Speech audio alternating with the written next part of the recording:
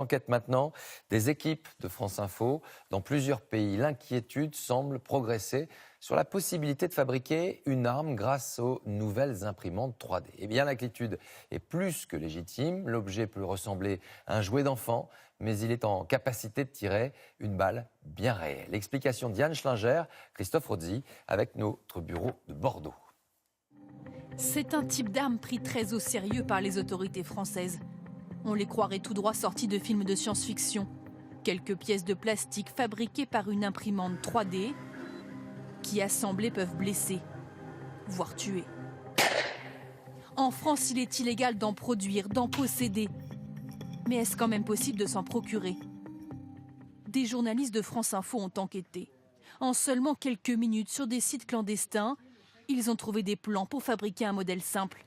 Ils contactent une trentaine d'imprimeurs 3D, la majorité refuse. Il ne sera pas possible d'imprimer cet objet car il ressemble à une arme. L'un accepte pour 100 €. Notre équipe se rend dans l'entreprise pour récupérer les pièces. Voici la machine qui les a fabriquées. C'est-à-dire qu'il produit la pièce avec le filament, là. L'imprimeur affirme n'avoir aucune idée de ce qu'il a fait. Je sais pas ce que vous avez remarqué, c'est une arme en fait. Ah d'accord, non, j'ai pas vu. Non, vous avez pas vu? Non. D'accord.